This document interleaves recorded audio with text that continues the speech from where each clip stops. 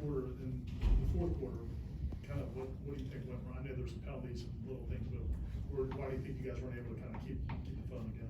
And that's what we addressed. Our first penalty came when we were up 31. I mean, we had 31 points, and that's when our first penalty came on offense, whether it be lack of focus on the lineup, whether it be retaliating on a personal foul with DeAndre, things like that. They showed up after that moment. So whether it be, and all of this is always learning. I mean, I think that was like Keandre, Winston Wright, still their first season here, so you're still learning some guys that are going through it for the first time of understanding when those moments come to make them correctable. But I think that's what when you get behind, and now some of them we tried to make a one-on-one throw, just kind of missed it outside a little bit, or little things like that kind of stall drives. But overall, just got to be able to focus. You can't have a lapse in focus once you get a little bit comfortable.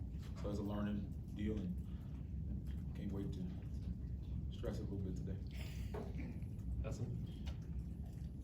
And the run game averaged 3.7 yards per carry.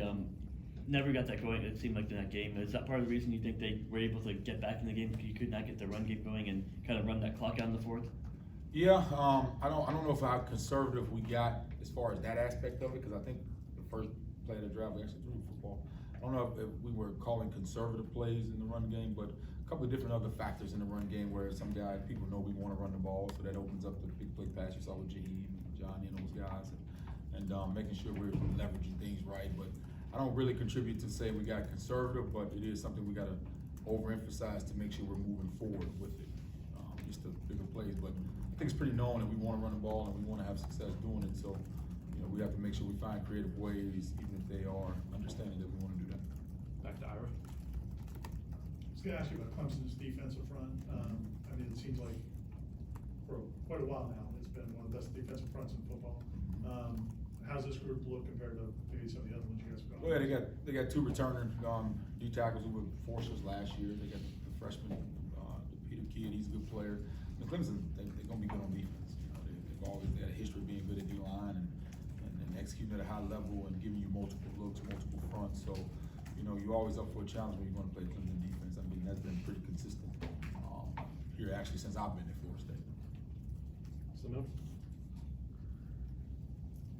I guess, how important is it to get Trey Benson going consistently, especially with the stretch you guys have coming up on defense or with defenses? Yeah, Trey had some good, I told him we watched his carries individually, and he had some good finishes on runs where he was falling forward and things like that, which I was proud to see him kind of get that part of it. He caught a little screen right there, got going, and on one of the deals on a one-on-one, I always tell him I want you to fall forward on the deal, but I mean, I have no concern about what Trey is going to be as we continue to progress through the season.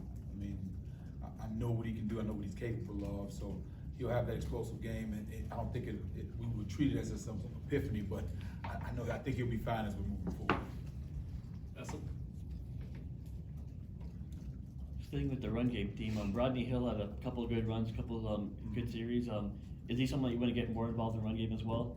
Yeah, Rodney Hill's an explosive player, and he showed that he can earn the right to go out there and operate in non-specialized situations where it can't just be every time he's in there, we're going to do this one thing with him or things like that. So as he's progressed and he's got that, developing from a young freshman to now those eyes are getting tighter where he's not as wide anymore and he's getting more confident.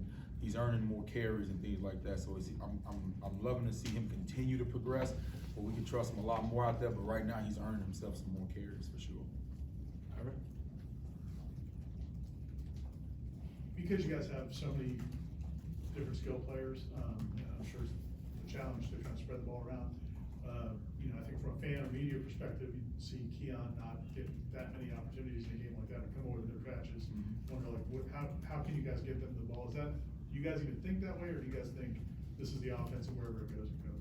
No, it's a blessing, because like, for example, Johnny had a really good game and as far as statistically goes, and Jaheim had a really good game as far as statistics goes, and Keon was the first person on the sideline a couple of times to congratulate him and talk to him and things like that. So I think it's just, I want all the skill players to want the ball and want to be the guy and want to make the plays, and I have no issue with that as long as they're supportive of the other guys when they get to shine, as in when they're supportive when you get to shine. And I think we haven't had any issues with that. that, but I want them all to be hungry and want it and want to be like that. That's what makes it work. You know, like I don't want a guy that's like, nah, coach, I'm good.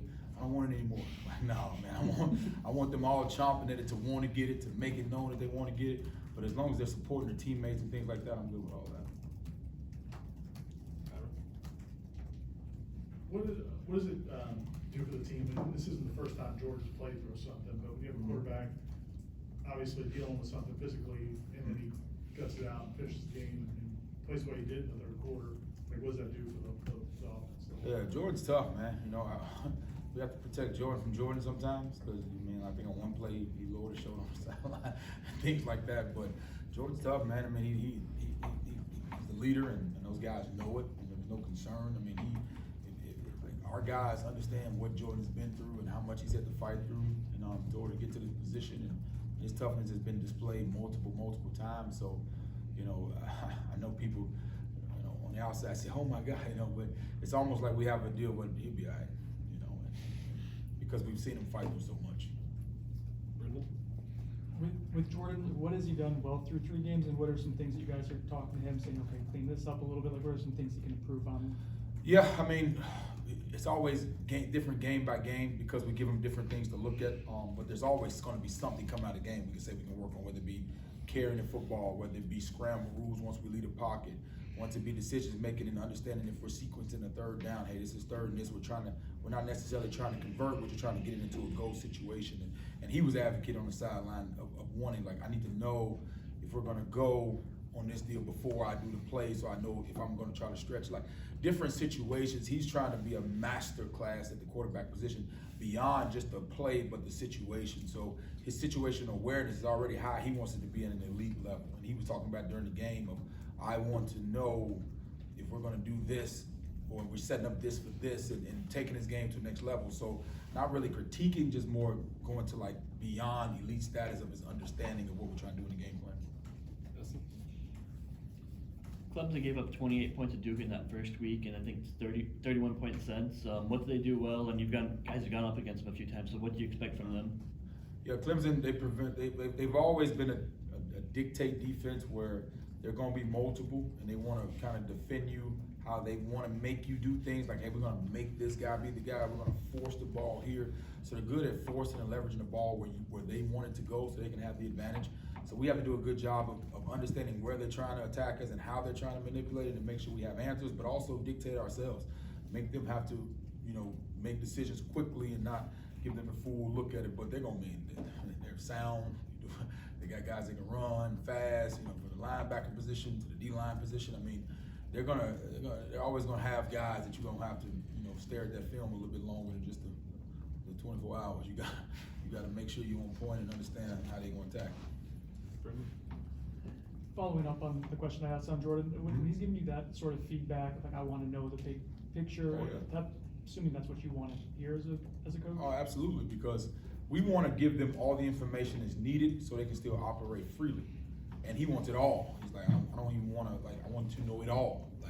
So to see that, you have to, as a coach, manage it where he's not overthinking and overseeing and making sure he's seeing the specifics, but you also have to give him the information that's going to help him in the compromising moments when things break down, when there's something different the defense presents, when we're trying to sequence or do something different. He's yearning for that information, which lets us know he's not satisfied. He wants to get better in all of it. So this is balancing how much information we want to give him to focus on versus execution, and how much he can handle by game. But he is addicted or obsessed is almost an understatement to how much information he wants to carry into a football game. Ira? You mentioned some of the guys that are veterans, but they're new here. Mhm. Is learning how to kind of put teams away when the games of this magnitude, is that a new experience for some of these guys? Because Florida State's playing at a different level than maybe some of the previous schools were playing at in terms of what's on the line. Does that make sense? Well, yeah.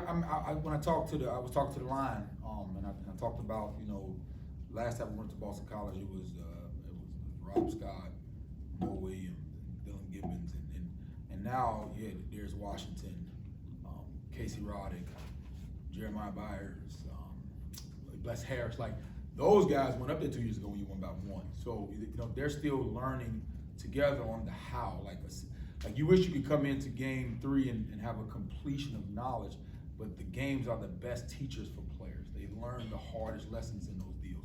So yes, you want to learn those lessons with wins, but you still got to learn the lesson.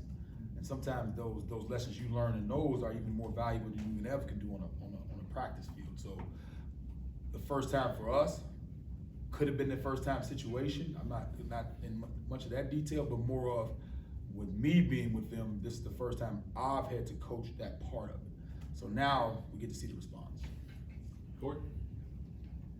It kind of got lost with how the game ended, but that play that Jaheim made in the third quarter, which I thought was a touchdown, by the way, it looked like a touchdown. How special is he, and what does he mean? What can he bring to this offense? Because it seems like there aren't many dudes like him around the country.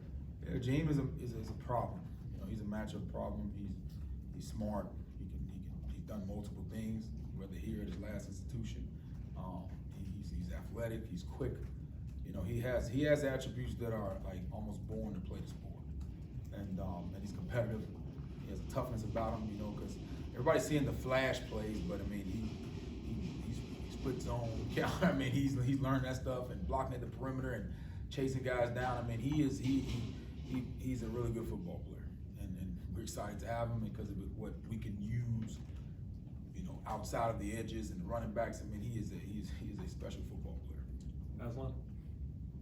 I guess like two disparate thoughts, but if you could kind of, you know, Come on. hone it in for me.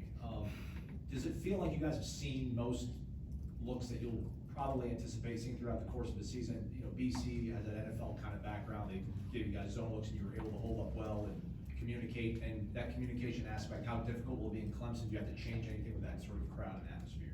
Yeah. As many times if you see something, it's almost never say you'll see it enough. And I'm gonna talk about more schematically, like you talk about the zone schemes, or whether it be in protection. Like I think protection is improving because they're seeing things for multiple times. When you talk about environment, some of those guys, a lot of those guys we have played in those environments, but this is their first time playing with us in this situation. So there's always gonna be somewhat they can go back to and say, I've done this before, but this person that's next to me wasn't next to me last time I did it. So there's always a new element created each time you have an experience. But what I will say is that our reaction times are doing a lot better as we're getting better and we're moving forward within the season. So I know all that stuff is gonna show up. But also we have multiple guys that have been in the program for a while that were up here 2 years ago when we went up there, and it was almost a similar situation. So they can draw back to those experiences, but also we have to coach that. Sometimes if a guy hadn't do it, we can't come after the fact and say, well, that was the reason or that was the excuse. So we have to find ways to create the moment, create the feeling, and have enough guys that have done it because nothing checks you better than peer-to-peer, where, you know, like I always tell, like, they're used to me getting on them because that's just normal. Like Coach Atkins is supposed to get on me. But when you walk in the locker room, you sit in your locker, and one of your teammates walk up to you, not in a outgoing manner where they're trying to embarrass you in front of your team, but if they sit down and say, hey, look, this is a problem, or I don't see you focused on this, let's get this fixed, that's a whole different feeling that creates in the locker room. So as long as we have a lot of that going on, I know whether they've experienced it or not, we can overcome it or prepare for it better. Anything else?